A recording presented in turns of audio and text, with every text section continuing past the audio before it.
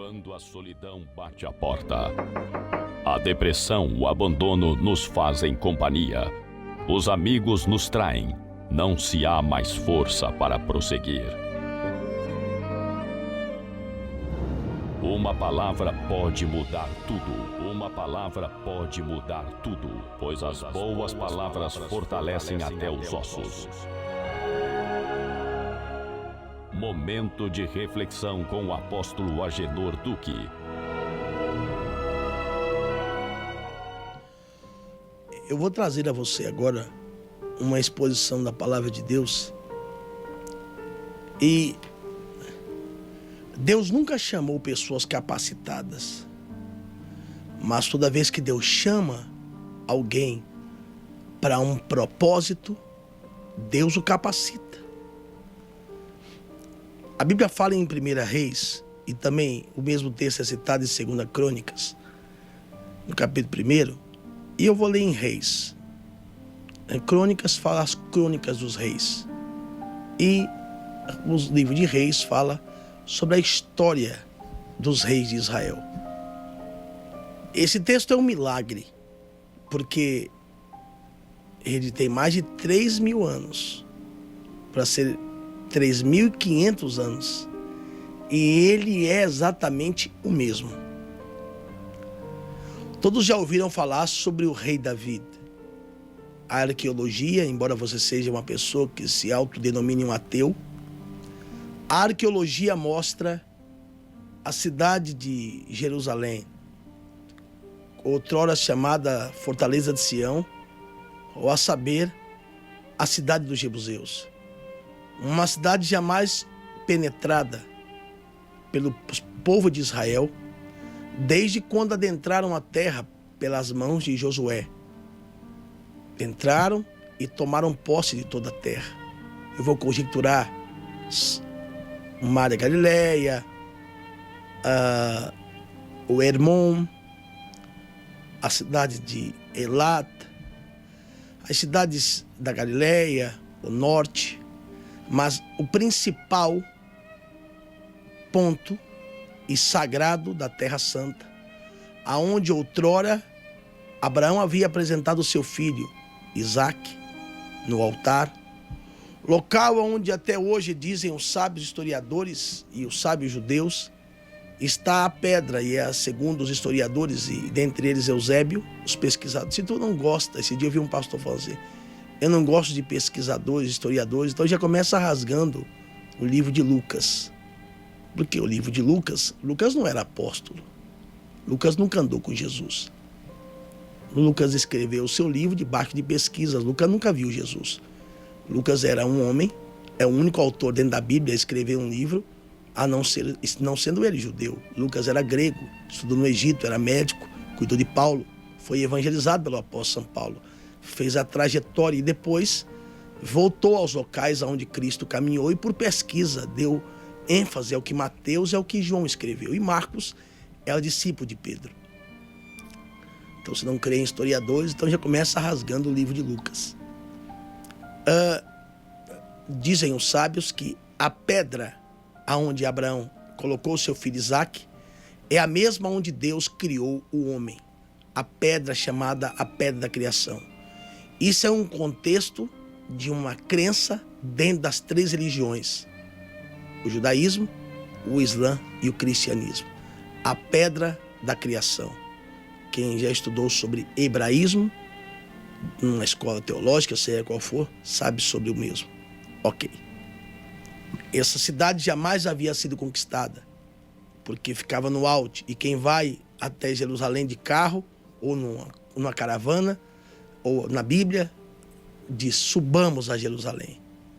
Estava na mão dos jebuseus, um lugar impenetrável, e desde os tempos de Josué, nos tempos do rei Saul, eles conviviam com os jebuseus e moravam lado a lado com o inimigo.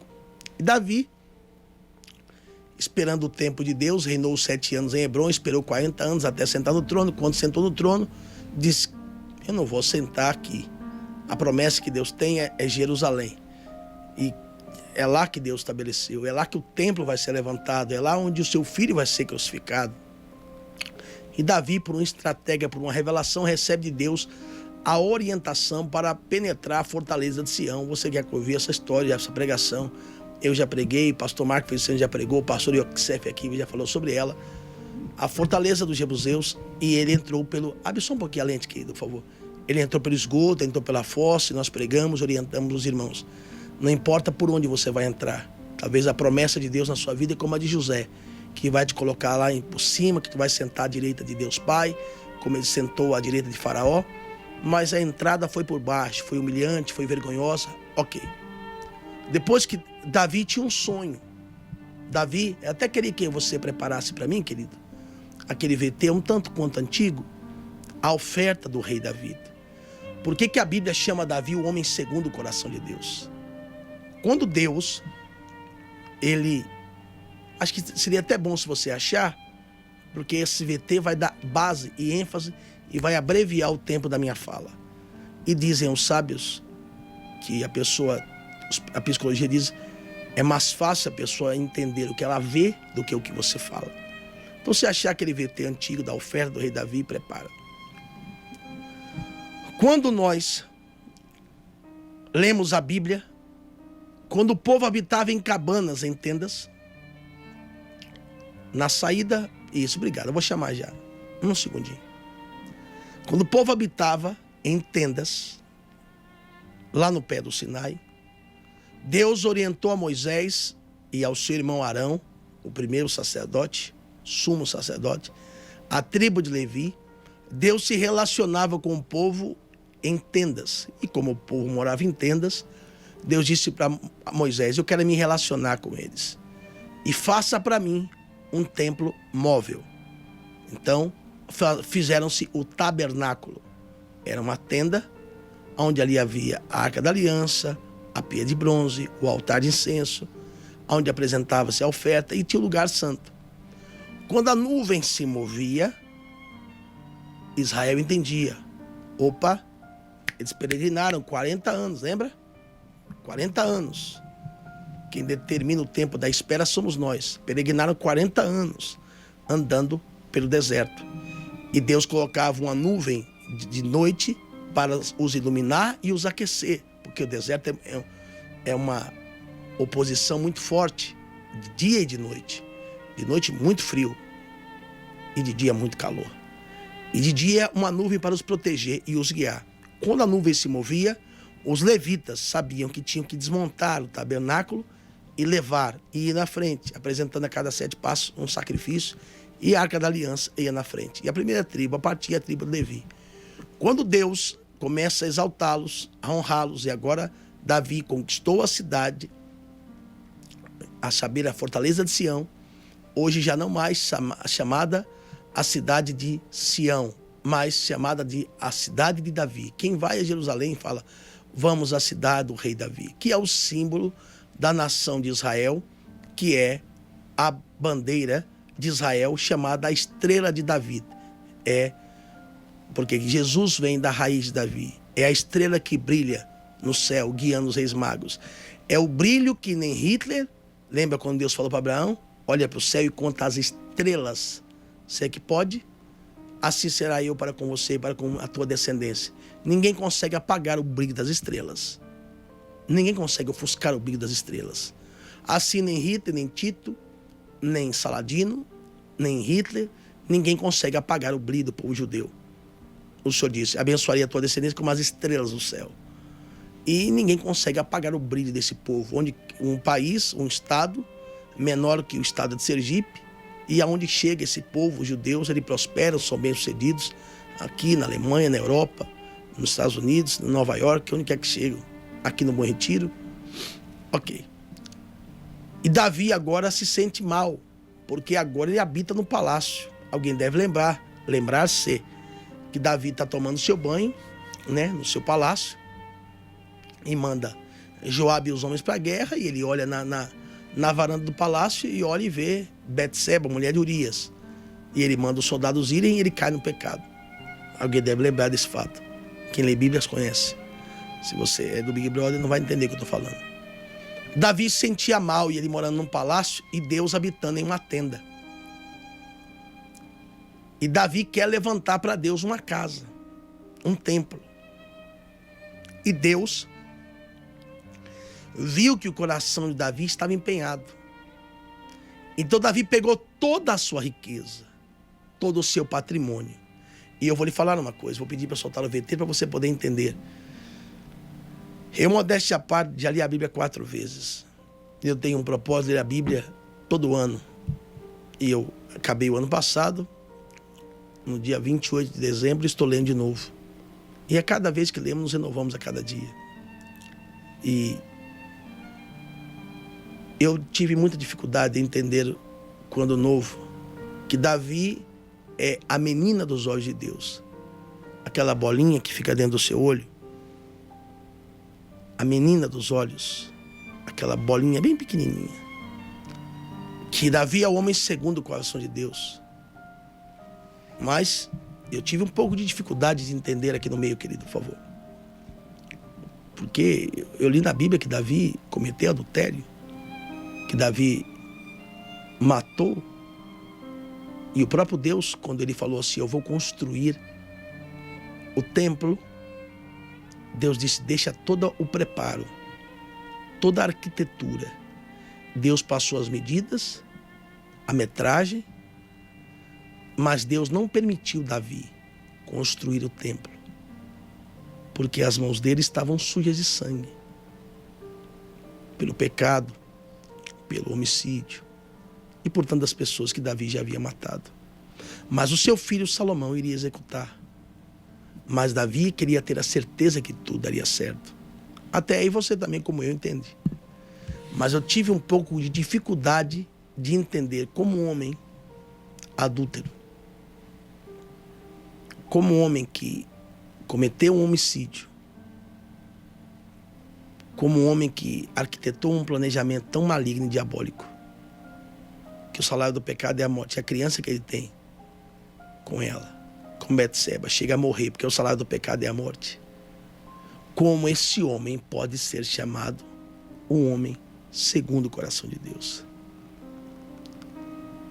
Então, quando eu li a Bíblia, alguns anos atrás, eu fiz essa chamada. Por que Davi é o homem segundo o coração de Deus? Eu vou pedir para colocar essa chamada, para que você também possa entender. E na sequência eu termino a mensagem. Presta bastante atenção. Por que esse homem que errou, que falhou, vai ser chamado o homem segundo o coração de Deus? A inspiração do Senhor Deus de Israel formatou em Davi um amor imensurável.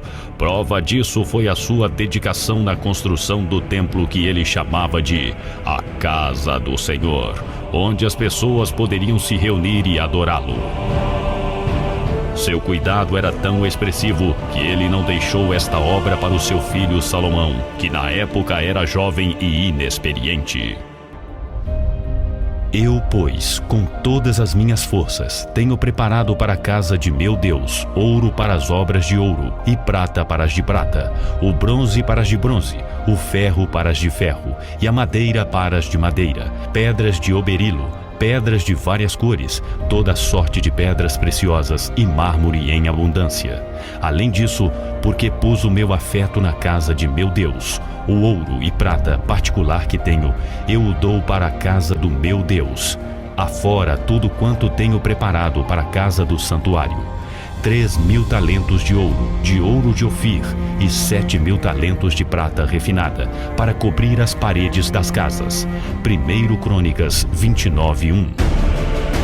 Davi queria a garantia da construção do templo e com o melhor.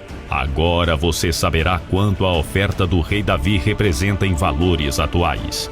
Primeiro vamos conhecer a unidade monetária da época: o talento de ouro ou prata, a moeda para grandes quantidades de dinheiro. Um talento de ouro equivale a 36 quilos de ouro.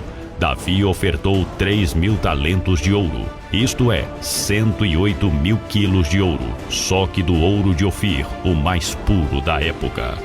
Davi ofertou também 7.000 talentos de prata. Um talento de prata equivale a 36 quilos de prata, isto é, 252.000 quilos de prata. Para levar esses 360 mil quilos de ouro e prata, seriam necessárias 90 pás carregadeiras, com capacidade para 3.824 quilos, ou uma dessas máquinas dar 180 viagens de um lado para o outro. Mas se fossem utilizados caminhões Scania com capacidade para 30 mil quilos, seriam necessários 12 caminhões. Agora vamos verificar quanto este valor significa em espaço. Uma barra de ouro mede em torno de 20 centímetros. Estamos falando de 108 mil barras enfileiradas. Vamos tomar esta mesma medida para a prata. Então o valor estica para 360 mil barras, que correspondem 72 mil quilômetros. Estas barras poderiam circular a Terra 2 vezes. A cotação do ouro de outubro de 2015 é de R$ 146,49 o grama. O quilo de ouro equivale a R$ 146.490. Já o grama da prata está a R$ 15,77. Um quilo de prata custa R$ 15.770. Somando os valores, Davi sacrificou 19.794.960.000 reais. Talvez este valor seja alto demais para a sua cabeça e você está perdido com os números, mas vamos dizer o que poderia ser comprado com esta quantia.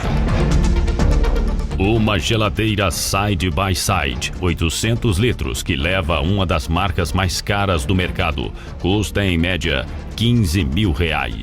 Com a quantia citada, poderiam ser adquiridas 1.320.660 geladeiras.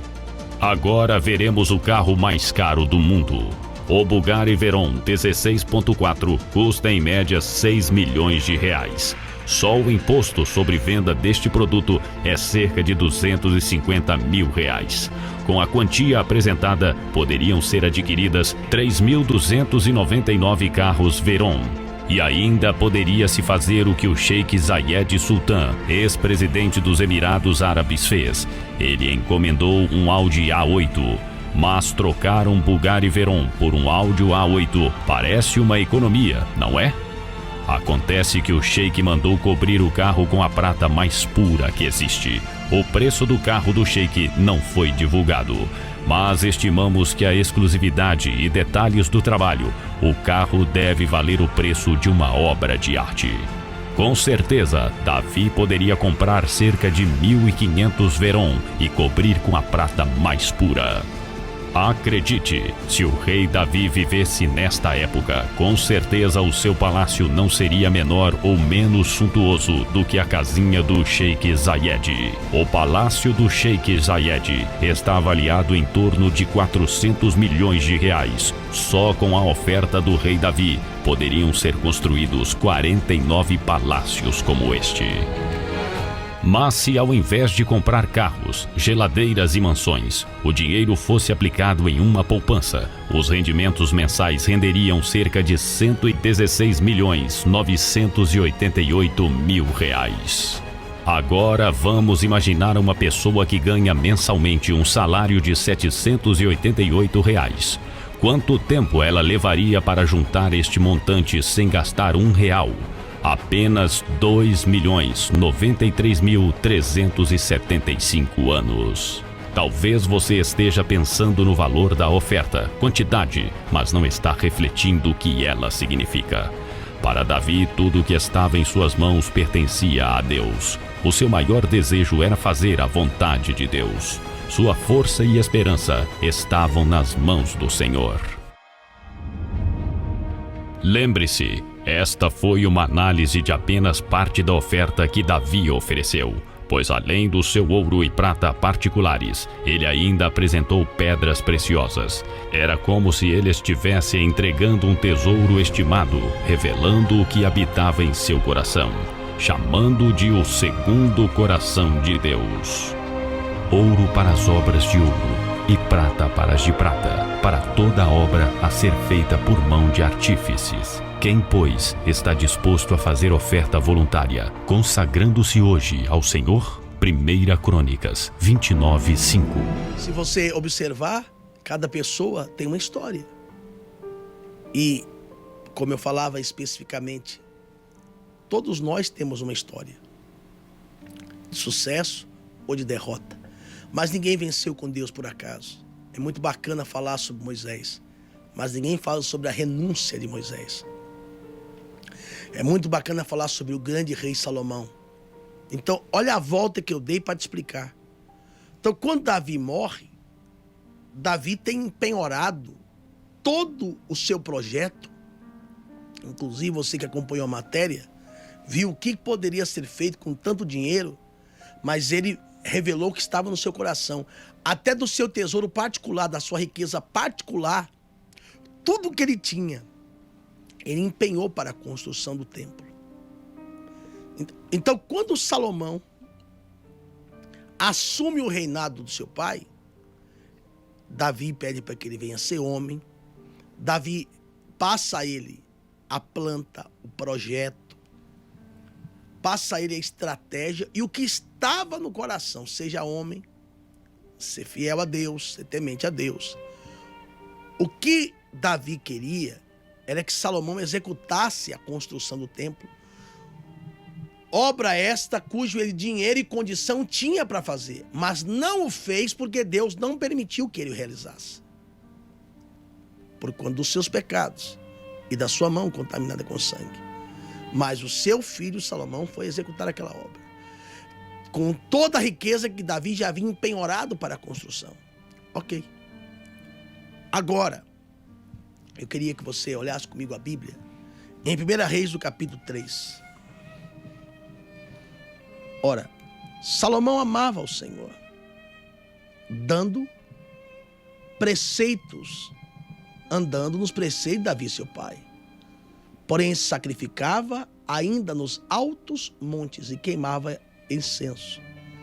E foi o rei a Gibeão para lá sacrificar, porque era o mais alto monte, e ofereceu ali 1000 holocaustos, Salomão naquele altar. E em Gibeão apareceu o Senhor a Salomão de noite, em sonho, e disse: pede o que queres que eu te dê. Versículo 6. Respondeu Salomão: de grande benevolência usastes para com o teu servo Davi, o meu pai, porque ele andou contigo em fidelidade, em justiça, em retidão de coração. Perante a tua face manifestava-lhe esta grande benevolência, e lhe deste um filho que se assentasse no seu trono, como se vê hoje. Agora, pois, ó Senhor meu Deus, tu fizeste reinar o teu servo em lugar de Davi, meu pai. Não passo de uma criança, não sei como conduzir-me. Teu servo está no meio do teu povo, que elegeste, povo grande, tão numeroso que não se pode contar. Dá, pois, ao teu servo um coração compreensível para julgar o teu povo e para prudentemente discernir ou ter discernimento entre o bem e o mal, pois quem poderá julgar este grande povo? Essas palavras agradaram ao Senhor, por haver Salomão pedido tais coisas. Disse Deus: já que me pediste esta coisa, continua o finalzinho, por favor. Última linha. Vamos lá, amigão. Mas não me pediste longevidade, nem riqueza, nem a morte dos teus inimigos, e nem mas pediste entendimento para discernir o que é justo. Eis que eu faço segundo as tuas palavras, e te dou um coração sábio, inteligente, de maneira que antes de ti não houve igual, e nem depois de ti haverá.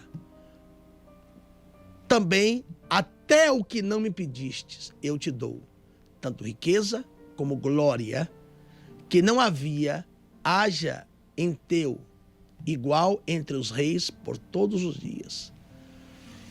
Observa 3 coisas fortes. A primeira, Deus é poderoso para transformar a maldição em bênção. Deus é poderoso para fazer a vergonha virar honra. Deus é poderoso para dizer a você: aonde abundou o pecado, superabundou a graça de Deus. É com essa mesma mulher que ele cometeu adultério, que ele errou, que ele reconhece o seu erro. David é Melech, o rei David. Ele se casa. E a Bíblia agora vai chamar Betseba não mais de mulher de Urias, mas de esposa de David. E se o salário do pecado é a morte, aonde abundou o pecado, superabundou a graça. Quando ele se casa, se conserta, é com esta mesma mulher que o primeiro filho morreu, e Davi orou, jejuou, chorou, e Deus não atendeu. Ele se conserta com Deus, casa-se com essa mulher, e é com essa mulher que ele vai ter esse filho, chamado Salomão para os homens e Gideões para o Senhor. Gideões quer dizer amado do Senhor. Esse Salomão, aonde abundou o pecado, superabundou a graça de Deus. Você que conhece um pouco de Bíblia sabe que Absalão, filho de Davi, não queria e até se levantou contra o seu próprio pai para tomar o seu trono. E não queria que Salomão reinasse. Mas o que Deus declarou para a sua vida é seu. E ainda que os seus irmãos, seus colegas, seus amigos e aqueles que se dizem até seus irmãos da fé não queiram, agindo Deus quem impedirá. Agora Salomão vai herdar o trono. E ele assume. E eu vou conjecturar sem ferir o texto. Parece que vejo. Salomão era um menino. E ele mesmo diz: eu sou um menino ainda. Para julgar, para ter discernimento sobre toda aquela condição que o povo estava vivendo. Agora a Bíblia fala que ele precisa fazer uma oferta, porque não deixar afundar o legado de seu pai. Existem muitos ministérios e existem muitas pessoas que têm uma carreira pública, uma carreira militar, uma carreira eclesiástica, uma carreira artística, que o filho vem na sombra do pai. E existem muitas pessoas que elas não conseguem dar legado a essa descendência. E é a maior vergonha que um filho pode trazer. Davi era conhecido pelo Senhor. Mas quem era Salomão? Salomão manda trazer a oferta. Vou fazer uma oferta. Diz: olha, tudo que tinha teu pai já empenhou pela obra. Eu acabei de mostrar para você aqui o vídeo, a chamada, explicando que todo o patrimônio, até o seu pessoal, Davi empenhou. Então, o que tinha? Os bois do palácio, o patrimônio, os bois para sustentar o palácio, os servos, o rei. É como se,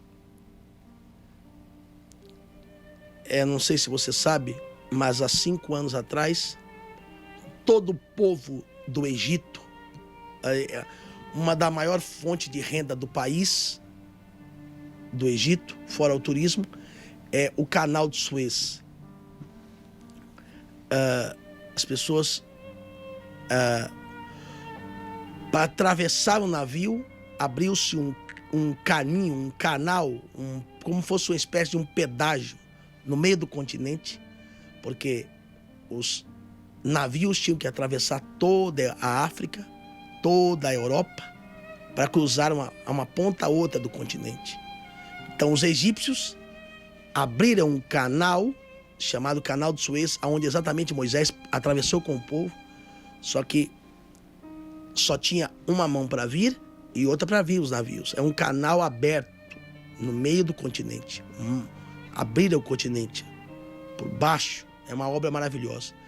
E para que aumentasse a lucratividade e o crescimento, cada morador, cada egípcio tanto do lado asiático, porque o Egito tem duas partes do continente, o asiático e a África Central. Fez uma oferta e em 5 anos eles construíram a segunda mão, que foi inaugurado ano passado, para que o navio pudesse ir e voltar. Eu estou tentando abrir a sua mente para que você entendesse que todo o empenho econômico do país havia sido empenhado para uma construção que era o templo. E quando Salomão assume o reinado está quebrado economicamente. Não tinha reserva, porque tudo que tinha Davi havia empenhado para a construção. Então Salomão queria apresentar a Deus uma oferta. E o que tinha? Nada. E eu fico vendo que tem pessoas que elas oram o dia inteiro, põem um copo com água, coloca foto, peça de roupa, sobe no monte 300 vezes por dia. Tem gente que dorme no monte. Eu acho muito bom. Mas tem coisas que a gente faz que são boas. Só que elas não têm força para mudar a história da nossa vida. Salomão subiu até o monte mais alto. Eu não sei se você já viu no norte ou no interior, quando mata um boi, o barulho que faz. Salomão pegou 1000 bois, a reserva que tinha. Alguém disse, bota 500. 500? Teu pai apresentou quando a arca veio da casa de Obed-edom. O que nunca ninguém fez? Nunca ninguém deu 1000. Nunca? Não. Eu vou dar. O que tem? 1000. Pegou os 1000 bois do palácio e sacrificou. E sem ele jejuar, sendo ele um garoto, um moço. Algumas coisas que nós fazemos não tem força para mover o mundo espiritual. Mas tem coisas que nós fazemos que nos atrai. Não foi ele que veio até Deus. Deus veio até ele. O poder de um sacrifício. Ele apresentou a Deus 1000 holocaustos. E naquela mesma noite o Senhor apareceu para ele e falou, pede o que você quiser, que eu vou dar a você. Apareceu em sonho, desconectado, como o pastor Benny falou. Desconectado da matéria. Um nível de consciência muito poderoso. Desconectado do corpo. O espírito do homem, como a criação, como o sonho de Abraão, quando caiu num profundo sono, e Deus lhe deu capacidade de ter Isaac. Como Adão caiu num profundo sono, e o Senhor lhe deu o poder de ter Eva. O Espírito de Deus, como de Salomão. Eu já ouvi o que você fez. Eu vou conjecturar sem frio o texto.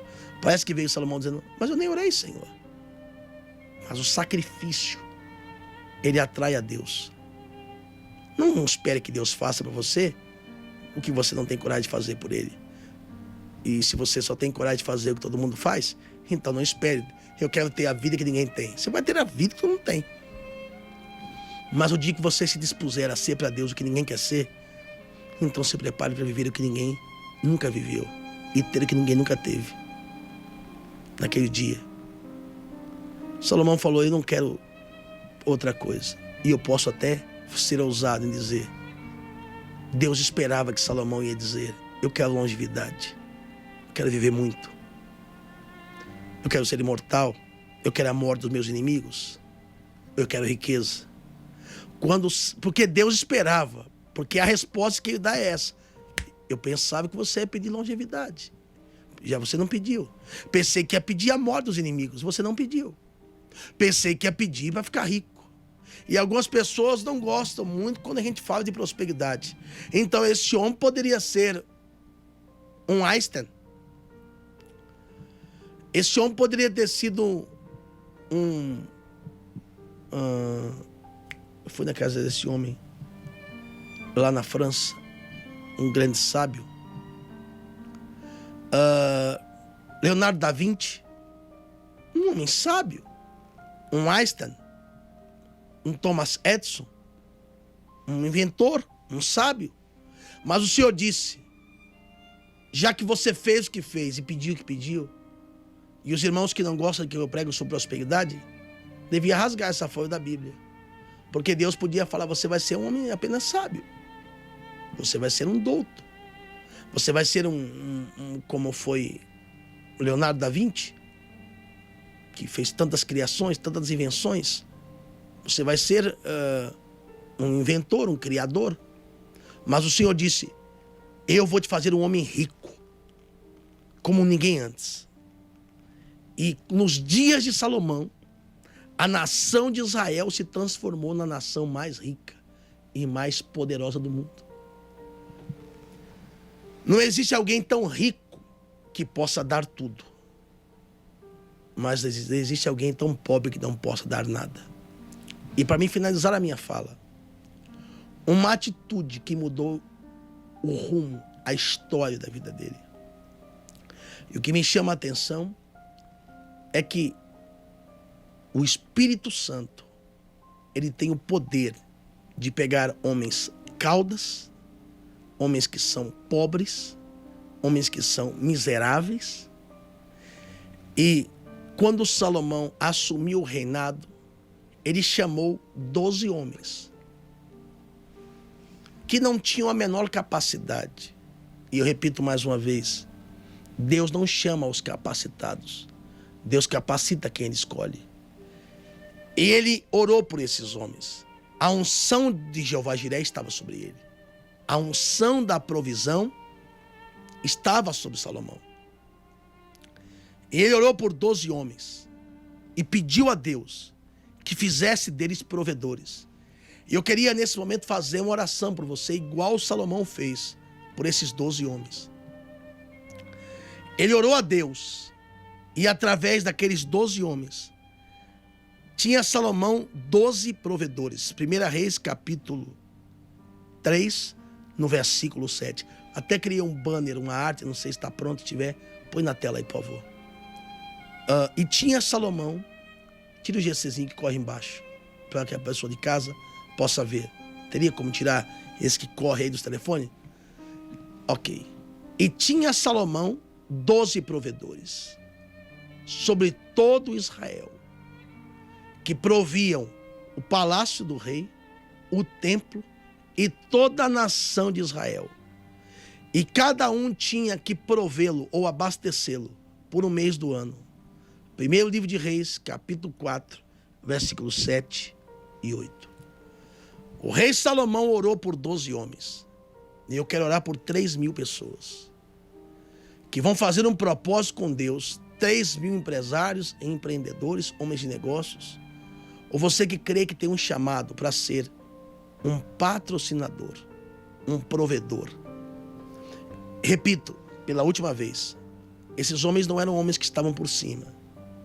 Não eram homens bem-sucedidos. Eram homens simples, pobres, como eu e você. Mas Salomão orou por eles e impôs a mão sobre eles. E disse, eu profetizo que o Senhor vos fará provedores. E Jeová-Jiré vai se encarregar de ser provedor na sua vida. E ele vai mandar tanta provisão que vocês vão prover por cada mês do ano. São 12 meses, são 12 homens que estão aqui. Vocês vão prover o palácio, o reino. Vocês vão ficar encarregados de suprir a necessidade.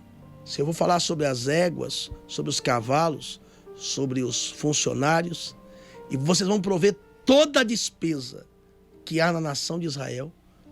Jeová-Jiré vai prover vocês, e vocês vão prover a nação de Israel.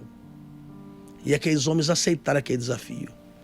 E Salomão orou por eles. Esse Deus continua o mesmo, de levantar um homem pobre, miserável do pó. E quando eu orar por você, e você aceitar isso no seu coração, creia, eu vou orar por 3.000 pessoas que vão abrir o coração e dizer para Deus, conte comigo. Eu sou um homem quebrado, eu sou um homem falido, mas eu vou me comprometer da minha empresa, do meu negócio, das minhas vendas. Todo mês eu vou separar uma oferta de R$1.000. E o senhor, a partir de hoje, o senhor pode contar comigo, que eu vou ser um provedor. Eu quero que você me dê o seu telefone, eu vou ligar para você, eu vou ministrar sobre a sua vida. E todos os dias, às 3 horas da manhã, eu vou colocar você no nível dos 3.000 provedores. E preste atenção que eu vou te falar, para finalizar. Quando você não tem nenhuma aliança com o reino não tem aliança com você. Mas quando você tem uma aliança com Deus, quando o seu comércio, a sua loja, os seus afazeres, talvez você é um autônomo, um profissional liberal, um vendedor, quando você assume a responsabilidade do mundo espiritual de ser um provedor, então os céus se abrem em seu favor. E Deus vai suprir você, para que você possa suprir a obra. Mas você precisa ter essa aliança. Inclusive eu mandei confeccionar uma linda pulseira, para que você possa usá-la todo dia. Eu sou um provedor. Linda. Para que todo dia quando você se levantar, e você levantar porque a Bíblia diz, na mão direita está o alongar-se da vida, e na mão esquerda está a riqueza e honra. Porque o que o homem planta é com a mão direita, e o que ele colhe é com a esquerda. E quem recebe honra, se casa, e qualquer tipo de honra, vem na mão esquerda. Para que todo dia que você levantar essa mão, Deus possa lembrar que tu és um provedor. Deus, prospera a minha mão, abençoa minhas vendas, meus negócios.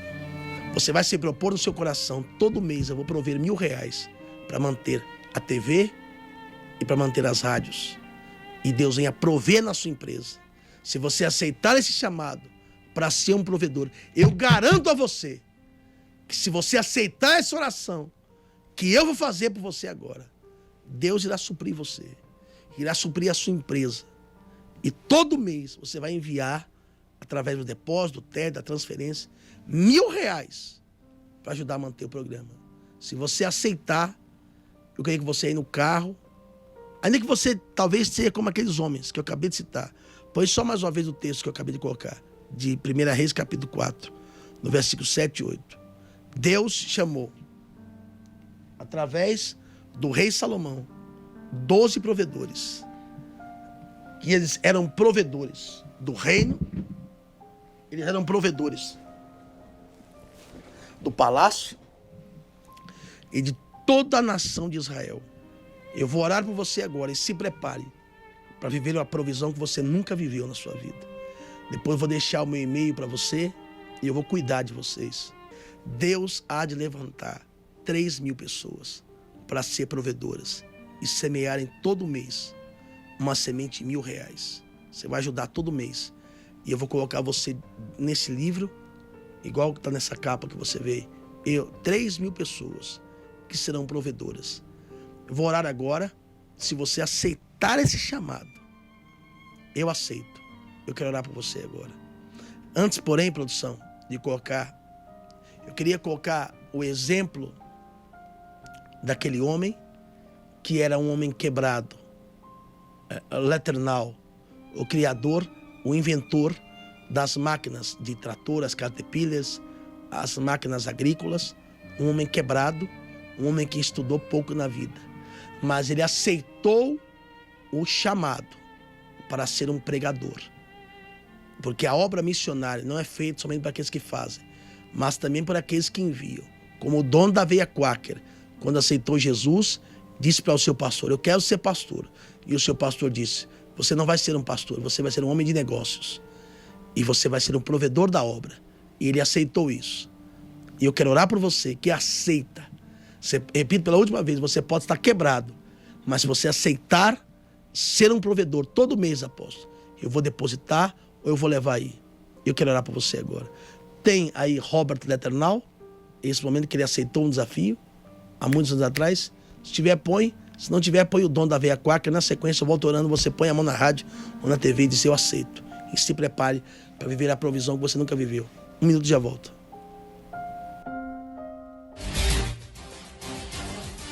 Fazer a diferença, ser destaque entre os maiores do mundo, ter uma vida de sucesso e o nome reconhecido mundialmente não é uma tarefa fácil, mas para Guilherme Colgatti, Henry Cruel, John Rockefeller e David Green, isso foi possível a partir do momento em que eles fizeram a diferença, tornando-se dizimistas. A história deles você vai conhecer agora. Aveia Quaker. Henry P. Cruel, dono da empresa há anos conhecida Aveia Quaker, sofria doente desde pequeno. Ele contraiu tuberculose e não podia sequer ir à escola. Mas num certo dia, depois de ouvir um sermão, o jovem orou: Eu não posso ser pregador, mas posso ser um bom empresário. Deus, se o Senhor me deixar ganhar dinheiro, vou usá-lo em seu serviço. Durante 7 anos, ele trabalhou ao ar livre e recuperou sua saúde. Depois de recuperado, Cruel então comprou um moinho velho e dentro de 10 anos, a aveia Quaker era uma palavra familiar para milhões de pessoas. Cruel ainda operou uma empresa de fogões com muito sucesso. Por mais de 40 anos, deu fielmente de 60% a 70% de sua renda para Deus, sendo que no início dava só o recomendado, o dízimo de 10%. Desde 1901, ainda hoje, a aveia Quaker é líder de mercado. A companhia fatura mais de 10 milhões de dólares por ano. Robert Gilmore Letourneau abandonou os estudos aos 14 anos. Era a ovelha negra da família. Enquanto seus irmãos estavam há anos no mesmo serviço, Robert não conseguia parar no emprego. Por anos, seus pais oraram por ele, até que Robert finalmente despertou e começou a buscar sua salvação. Depois de seu encontro com Deus, surgiu uma imensa vontade de levar outras pessoas à mesma experiência. E achava que a única maneira de fazer isso seria no altar. Ao pedir um conselho ao pastor, ouviu: "Sabe, irmão Letourneau, Deus precisa de homens de negócios, tanto quanto de pastores e missionários." Decidiu então tornar-se um homem de negócios de Deus, alguém com quem ele pudesse contar para financiar sua obra, e tornou-se dizimista fiel. Mas nem tudo foi um mar de rosas. Em sociedade com um amigo, abriu uma empresa. Tudo parecia bem, até que teve de se ausentar para trabalhar com manutenção de navios durante a Primeira Guerra. Ao voltar, descobriu que estava endividado e falido. Para saldar as dívidas, trabalhou no conserto de um trator e foi contratado pelo proprietário para nivelar vários acres de terra, usando também um scraper, raspadeira. Apaixonou-se pelo trabalho, comprou um trator e, com o scraper alugado, começou um negócio de terraplanagem. Em maio de 1921, estabeleceu uma oficina de engenharia para projetar e construir suas invenções. Em 1930, já com 2 fábricas, vislumbrou um próximo ano de ganhos sólidos e prosperidade. Ali, seus pés escorregaram. Disse que não daria o dízimo aquele ano, e sim investiria na empresa, para que no próximo ano pudesse dar um valor de que Deus pudesse se orgulhar. Achou que Deus não se importaria. Afinal de contas, receberia sua parte no fim do período. Anos depois, reconheceu. Junto com orgulho, também tinha medo. Estava querendo ver primeiro se o negócio iria dar certo. Enganosamente, achou que se Deus quisesse receber, teria de abençoá-lo, e não que tinha primeiro que crer e dar. Ele mesmo escreveu: "Deus não faz negócios dessa maneira. Se você esperar para ver como será a colheita antes de dar a Deus a sua parte, será visto por ele como um homem de pouca fé." Ele, com certeza, percebeu minha justificativa falsa. Sem a fé necessária, não houve o resultado esperado. Percebeu que Deus não estava interessado no valor de seu dízimo, mas na atitude que demonstrasse fidelidade e fé incondicional. Resolveu fazer muito mais para Deus. Fez um pacto de fidelidade e obediência, uma sociedade com ele.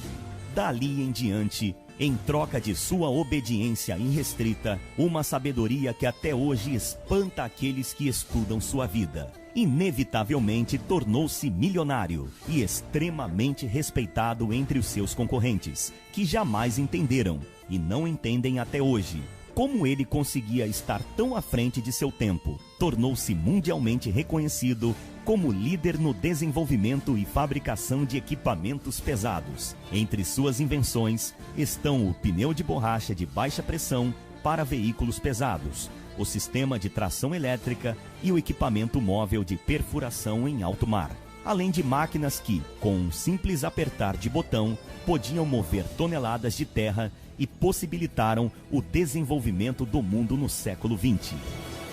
Podemos dizer, sem medo de errar, que o século XXI não teria chegado tão longe sem as invenções de Letourneau. Visto como um gênio da engenharia, ele escreveu em seu livro: "Eu sou apenas um mecânico que Deus tem abençoado. Ele usa os fracos para confundir os fortes. Não há explicação lógica para o fato de eu ter desenvolvido essas máquinas. Eu não passei da 7ª série na escola. Aos 30 anos, eu estava falido e endividado." Letourneau viu seu trabalho como um serviço a Deus e já não se limitava mais ao dízimo. Gradualmente aumentou o percentual, até que chegou a doar 90% de sua renda à obra de Deus. Além disso, dedicava sua vida a ganhar almas. Enxergando o que era realmente importante, entendia que tudo pertencia a Deus e que ele estava simplesmente administrando o que não era seu. Ao ser questionado sobre os valores doados à igreja, disse: "A questão não é o quanto do meu dinheiro dou a Deus, mas sim o quanto do dinheiro de Deus guardo para mim mesmo." Eu queria orar para você agora. Talvez está em casa, no trabalho, e você é um homem quebrado, um homem falido, como era Letourneau, Robert Letourneau. Ele não passou da 7ª série. E Deus tem o poder. Alguém acha que o Espírito Santo é só para fazer a pessoa rodar, pular, girar ou falar em línguas estranhas? Não. O Espírito Santo, como bem falou o pastor Benihim, ele teve o poder de despir o Filho da sua glória e fez descer e tornar-se uma semente dentro do ventre de Maria. O Espírito Santo teve o poder de ressuscitar a Jesus Cristo dentre os mortos. O Espírito Santo, quando veio sobre Pedro, fez com que na sua primeira mensagem 3.000 almas se convertessem. A Bíblia fala em Êxodo, no capítulo 30, a partir do versículo... Êxodo capítulo 35, a partir do versículo 30, se você quiser ver aqui, porque alguém acha que o Espírito Santo é só para a pessoa dar glória a Deus e aleluia. Disse o Senhor a Moisés, abre um pouquinho mais, querido, sobe. Diz aos filhos de Israel: eis que o Senhor chamou pelo nome Bezaleel, filho de Uri, filho de Ur, da tribo de Judá. E o Espírito de Deus o encheu de habilidade. O Espírito de Deus o encheu de habilidade, de inteligência, de conhecimento, em todo o artifício. Não foi só para ele se aparecer, se mostrar. Havia um propósito para elaborar desenhos, trabalhar em ouro, prata e bronze, e para lapidação de pedras de engaste e entalho de madeira, e para toda a sorte de lavores. Observe, o povo era amassador de barro, construtor de tijolos. O povo era escravo. E Deus deu a unção sobre este homem chamado Bezaleel, filho de Uri, para que ele inventasse, tornasse um engenheiro, sem ir a Oxford, sem ir a Harvard, sem ir a PUC, sem ir a unção. Esse homem foi o homem que criou e inventou a Arca da Aliança. E já falei muito. Mas se você abrir o seu coração agora e fizer um voto com Deus: Senhor, todo mês eu vou separar uma semente da minha empresa, das minhas vendas, ver se é um corretor de imóveis, é um vendedor, é um autônomo, é um médico, é um dentista. Talvez você nem seja da Igreja Apostólica Plenitude de Deus, você nem crente é, mas o Espírito Santo falou com você. Você é um artista, é um ator atormentado, está aí até essa hora sem dormir, triste, angustiado. Você é um empresário, um doutor do bolso vazio, está quebrado. E Deus tem o poder de erguer o homem pobre, miserável do pó, e o faz sentar entre os príncipes e poderosos. Se você não crê, eu lhe respeito. E eu vou falar a última coisa. É Deus, diz a Bíblia, quem dá o querer e o realizar. Se Ele colocou no seu coração esse propósito, para você semear essa semente de R$1.000, começando esse mês, é porque Ele vai lhe dar condições. É Deus quem chama o homem. Eu aprendi uma coisa da minha vida com o Dr. Mike Murdock. Quando Deus coloca no nosso coração um propósito para semear uma semente de sacrifício, Ele já tem uma colheita preparada para nós. Deus já tinha um ministério para Eliseu. Deus só queria saber se ele tinha coragem de abrir mão do arado. Quando o profeta Elias passou a capa sobre ele. Eu vou orar para você agora. Produção, põe aquele banner na tela que eu vou ler mais uma vez o texto e oro na sequência. E tinha Salomão 12 provedores sobre todo Israel, que provinham o palácio do rei, o templo e todo o Israel. E cada um tinha que abastecê-lo por um mês. 1 Reis 4, versículos 7 e 8. Soberano e eterno Deus, eu estava orando e o Senhor me visitou em oração. E se isso não foi verdade, a Bíblia diz que não se pode tomar o nome de Deus em vão. O nome de Deus não é Deus. Deus é o que Ele é. O seu nome é Jeová. E eu estava orando. E pelo Senhor Yahvé, pelo Senhor Jeová, Ele me disse: vá para o rádio, vá para a TV. Eu estava chorando, triste. Uma vez o pastor Alexandre Guilherme falou algo comigo, eu nunca vou esquecer. Ele disse: apóstolo, a diferença da igreja apostólica Plenitude é porque atrás de todo grande ministério tem um grande provedor. E Deus lhe deu o coração do povo. Deus lhe deu almas. Deus lhe deu o coração das pessoas. E elas lhe amam. E não existem grandes provedores, mas Deus vai levantar os pequenos provedores para prover. Você que está dirigindo agora, levante uma das mãos. Ou você que está em casa, na cama, deitado, onde você estiver. Se você aceita, assim,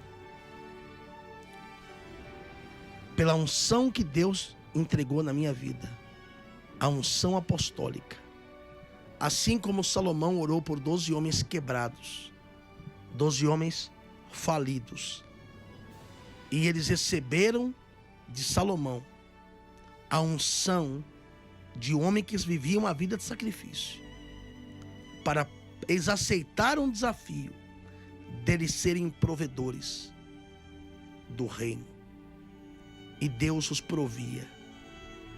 Oh, meu irmão, fale para Deus agora: conte comigo, Senhor. Abençoe as minhas finanças, abençoe meu trabalho, abençoe a minha loja, abençoe as minhas vendas, o meu trabalho. Você é um funcionário público aí em Brasília, ou no Paraná, ou no Rio, em São Paulo. É um deputado, é um senador, é um vereador. Você também precisa da provisão de Deus. Não pense que Deus irá prover você se os seus propósitos são particulares. Se você não se preocupa com o reino e com a pregação do evangelho, Deus não vai se preocupar com você. Porque Deus não está preocupado se você está andando de carro velho ou zero ou novo. Deus está preocupado se pessoas estão ouvindo falar do seu nome, se pessoas estão sendo salvas. Deus não está preocupado com a sua luxúria. Deus está preocupado se você está preocupado com a pregação do evangelho. Se o reino de Deus, se a pregação do evangelho para você não significa nada, então os seus projetos pessoais não significam nada para Deus. Não pense que Deus vai se preocupar com os seus problemas se você não se preocupa com o reino. Não pense você que Jesus iria se preocupar com Pedro não ter pego nada se Pedro não tivesse se preocupado em ceder o barco. Ana orou 25 anos para Deus dar um filho. Deus nunca atendeu ela. O dia que Ana pensou em Deus e na obra, Deus atendeu Ana. Fale comigo: meu Deus e meu Pai, no poder do nome de Jesus, eu aceito o chamado para ser um desses 3.000 provedores. E eu não vou deixar o programa de rádio, eu não vou deixar o programa de TV. Todo mês envia a provisão sobre as minhas mãos, porque todo mês eu vou prover a rádio, a TV, e vou dar condições de abrir igrejas para pregar o evangelho. E eu não vou deixar o programa de rádio e o programa de TV sair do ar. Levante as mãos se você puder. Holy Espírito, eu profetizo.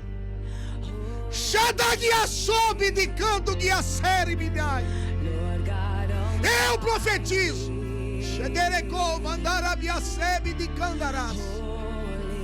que uma unção nova do Senhor vem sobre as suas mãos, que o dom de prosperar, o dom de adquirir riquezas e a unção de provedor, a unção para ser um provedor, a unção de ser um provedor,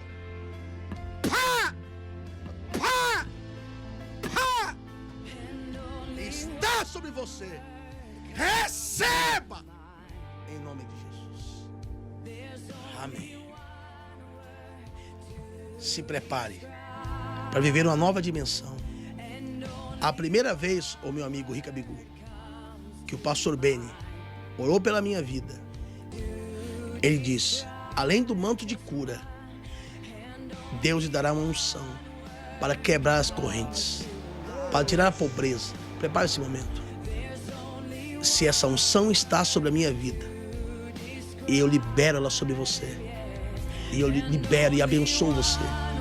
Você que se propõe no seu coração ser um provedor, você vai ligar para cá, o telefonista vai atender, você vai dizer: eu ouvi o apóstolo falando sobre ser um provedor, eu aceitei esse chamado. Você vai mandar para mim um e-mail particular no meu e-mail, ou você vai deixar o seu telefone e eu vou retornar para você, ou eu, o pastor Joel, o bispo Hugo, o bispo Bas. Nós vamos retornar para você, o a bispa, pessoas da minha mais íntima confiança, e vamos ministrar individualmente sobre essas 3.000 pessoas. E eu vou colocar o seu nome no livro dos 3.000 provedores. E todo mês você vai fazer esse propósito, fora o seu dízimo. Nem que você seja da Graça, da Renascer, da Batista, da Quadrangular, da Mundial, da Universal, um carismático, um budista. Se você ouviu essa palavra e você aceitou o chamado, quem põe o querer e o realizar é Deus. A Bíblia diz que Deus usou o faraó para abençoar José. Deus usou o Dário para abençoar Daniel. Deus pode usar quem Ele quiser para abençoar da maneira que Ele quiser. E se Deus pôs no seu coração para você ser um semeador, Ele tem uma colheita para você. Eu vou deixar os meus telefones, você vai ligar, o telefonista vai atender. Você vai dizer: eu vou ser um provedor. Eu vou semear todo mês R$1.000. Eu não vou lhe mandar carnê, não vou lhe mandar boleto. Eu vou orar por você. E você tem um voto com Deus. E repito pela última vez: hoje ou essa semana você já vai semear a sua primeira semente.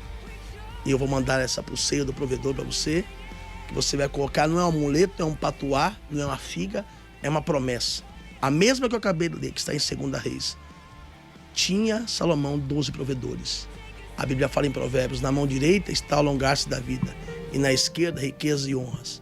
Todo dia que você for trabalhar, você vai levantar essa sua mão e vai dizer: Senhor, lembra-te, abençoe meu trabalho, abençoe minhas vendas. Quando você entrar numa reunião de negócios, quando você entrar numa negociação, quando você sair de manhã, que você pegar o seu carro, que você for levar o seu filho para o colégio, que você for trabalhar, você vai dizer: Senhor, lembra-te que eu sou um provedor, então provei as minhas mãos. Eu não posso perder esse contrato para o ímpio, eu não posso perder essa negociação para o ímpio, eu não posso ser envergonhado porque eu tenho uma aliança com o Senhor e com a tua obra. Ainda que você não seja desse ministério, se Deus te chamou para me ajudar, talvez, desculpa da minha fala, a sua igreja seja muito, a igreja apostólica Plenitude só tem 10 anos. E eu não estou aqui porque mereço. Talvez você que é um pastor aí de outro ministério, você fala muito melhor que eu e tem muito mais capacidade, e a sua igreja tem 70, 100 anos. E eu deveria estar aí e você aqui. Mas eu resolvi investir no reino. E você talvez preferiu investir em si mesmo, na sua vida particular. Cada um vai dar dia de conta de si quando a trombeta tocar. Aí eu quero ver o que os seus bens vão dar conta diante de Deus, o que você deveria ter usado para ganhar almas e você investir na sua vida própria. Eu não estou acusando ninguém, mas se a carapuça serviu, você sabe que eu estou falando com você. Se você puder mandar um e-mail para mim direto, você pode mandar para mim: apóstolo, eu aceitei o chamado e eu sou um provedor. Eu aceitei o chamado em Deus para ser uma dessas 3.000 pessoas que vão ser provedor da obra. E todos os dias, às 3 da manhã, eu vou estar orando para a vida dessas pessoas. E acredite, você vai viver uma provisão que você nunca viveu. Se prepare que você vai ouvir muito falar sobre o testemunho dos provedores. O meu e-mail particular é AP de apóstolo, AP de apoio, AP de apartamento, AP Agenor Duque, Agenor com G de gato, G de gelado, G de gordo, AP Agenor com G de gato, G de gordo, G de gelado, Duque com Q de quero, Q de queijo, Q de querido, AP Agenor Duque, @iaptd.com.br, tá bom?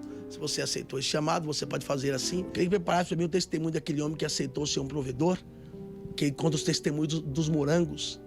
E hoje ele é o maior abastecedor de morangos lá do Rio de Janeiro. Prepara para mim, por favor. E também gostaria que, se você aceitou, você vai fazer um depósito ou na boca do caixa, ou no caixa eletrônico, ou vai fazer um DOC, um TED, ou você vai cadastrar e você vai aceitar. Eu vou ser um provedor. Eu vou passar para você o número da conta e, na sequência, eu também já vou atender pessoas que aceitaram um chamado para ser esse provedor da obra. Deus me chamou, eu sou um homem quebrado, sou empresário falido hoje, mas Deus me chamou, eu estou bem e Deus tem me abençoado. E eu aceitei um chamado para ser o provedor. E se ele me chamou, ele vai me dar condições. Você vai depositar no Bradesco, não importa a sua cruz, ela tem sua medida, Deus já calculou para você, quem chamou foi ele. Eu queria também que você achasse o dia que a Gisele Nascimento esteve aqui, que ela cantou essa canção para os obreiros, foi muito linda. Ela cantou e até chorei esse dia, e ela também. Um abraço para ela, Gisele Nascimento, te amo em Cristo. Os provedores. E tinha Salomão 12 provedores que supriam as necessidades do palácio do rei, do templo e de toda a nação de Israel. O rei Salomão, o homem mais rico daquela época, aceitou de Deus o chamado de ser um provedor. No mesmo dia em que aceitou esse desafio, Deus visita Salomão e diz: Salomão, pede-me o que queres que eu vou te dar. Salomão responde: Senhor, me dê sabedoria e conhecimento para governar Israel. E Deus disse: Porquanto foi este o desejo do teu coração, e não pediste riquezas, bens ou honras, nem a morte dos teus inimigos, eu te dou sabedoria e conhecimento, e mais, te dou honras, bens e riquezas. O rei Salomão aceitou o desafio de se tornar um provedor, e Deus deu a ele tudo o que desejava o seu coração. Jeová Jiré lhe fez do rei Salomão um provedor e lhe deu o poder de gerar provedores. E tinha Salomão 12 provedores que supriam as necessidades do palácio do rei, do templo e de toda a nação de Israel. Quem aceitar o chamado de ser um provedor, você terá a legalidade de pedir a Deus qualquer coisa e Ele vai te dar. Deus está levantando no Brasil 3.000 provedores que sustentarão o programa de televisão e de rádio da Igreja Apostólica Plenitude do Trono de Deus. Chegou a hora de Deus enriquecer o seu povo. Quem aceitar o desafio de se tornar um provedor vai ser transformado em um supridor de necessidades da sua família e do reino de Deus. Deus vai te dar mais dinheiro do que sonhos. Talvez hoje você tenha mais sonhos do que dinheiro, mas se tornar um provedor do reino de Deus, terá mais dinheiro do que sonhos. Aceite agora o desafio de se tornar um provedor do programa de televisão e do rádio e deposite mensalmente a sua oferta de R$1.000. Seu nome estará no livro dos provedores. O apóstolo Agenor Duque e a bispa Ingrid Duque estarão orando todos os dias às 3 da manhã em prol dos 3.000 provedores do reino de Deus. Pois a obra missionária não é feita somente por aqueles que fazem, mas também por aqueles que enviam. Ana orou 25 anos e Deus nunca atendeu ela. Pois o seu propósito era pessoal, honrar o seu marido Eucana e vingar-se de Penina, sua rival. Mas quando ela aceitou o desafio de ser uma provedora na obra de Deus, naquela mesma noite, o Senhor lembrou-se dela. Pedro trabalhou a noite inteira e não pescou nada. Pela manhã, o Senhor pediu o seu barco não para um passeio, não para uma pescaria, mas para ser usado como um altar para pregar a palavra. Pedro aceitou o desafio de ser um provedor do reino de Deus. Logo após, Jeová Jiré transformou Pedro em um distribuidor de riquezas. Enquanto a dificuldade e a necessidade da obra de Deus não significarem nada para você, os seus projetos pessoais não significarão nada para Deus. Pois a Bíblia diz: acaso é tempo de habitares vós em casas apaineladas, enquanto esta casa permanece em ruínas? Agora, pois, suplicai o favor de Deus, que nos conceda a sua graça. Mas com tais ofertas nas vossas mãos, aceitará Ele a vossa pessoa? Diz o Senhor dos Exércitos. Aceite agora o desafio de se tornar um provedor do programa de televisão e do rádio. Deposite agora uma oferta de R$1.000 nestas seguintes contas bancárias nominal à Igreja Apostólica Plenitude do Trono de Deus. Banco Bradesco, agência 54, conta corrente 145971, dígito 6. Caixa Econômica Federal, agência 0242, operação 3, conta corrente 1919-5. Banco Itaú, agência 0428, conta corrente 57428, dígito 9. Banco do Brasil, agência 0300, conta corrente 107-121, dígito 1. Banco Banrisul, agência 0077, conta corrente 062-010-780, dígito 6. Os provedores. Qualquer dúvida você pode ligar para cá. O favorecido não é eu nem a bispo, é a igreja. Venha no título Igreja Plenitude do Trono de Deus, ou sai Igreja Apostólica Plenitude do Trono de Deus. Às vezes abrevia, né? Pela a máquina quando sai. Esse é favorecido. Se você foi tocado, uma coisa eu posso afirmar.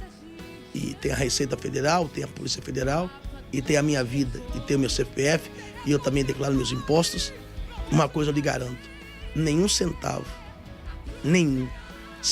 que você tem investido na obra tem vindo para o meu bolso. Se eu estiver fazendo isso, eu sou um amaldiçoado. Porque Judas tirou da sacola para si próprio e ele morreu enforcado. Eu quero ser um amaldiçoado se eu estiver tirando um centavo que é seu para pôr no meu bolso. Eu estou investindo na obra, no reino, e eu não quero que esse programa saia do ar. Porque vidas, pessoas que eu nunca vi, e talvez jamais veja, talvez jamais as conheça. Não sei se um dia vou ver você. Então, se você aceitou o chamado para ser o provedor, ele já tem a condição para você. Tem a canção da Gisele, ou o testemunho do rapaz do Morango, eu não sei o que tem. Mas se tiver, põe, eu volto já. E quero atender você, inclusive, no ar, que aceitou o chamado para ser um provedor. Eu volto já. Deus abençoe.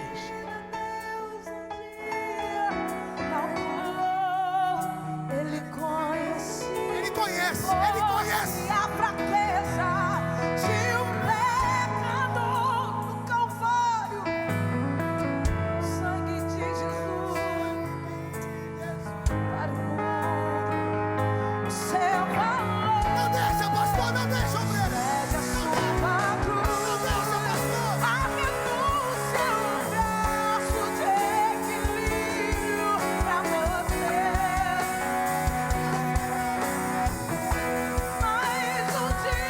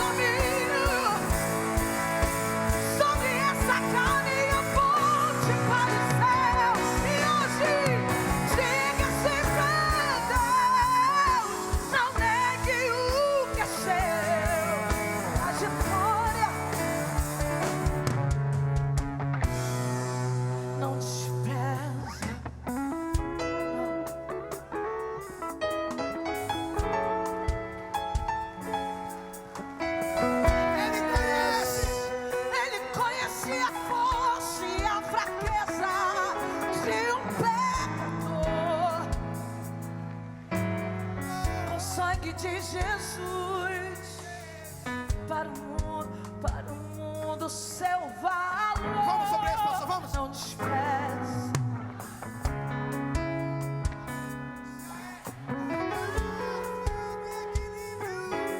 Pra você, hoje você não tá em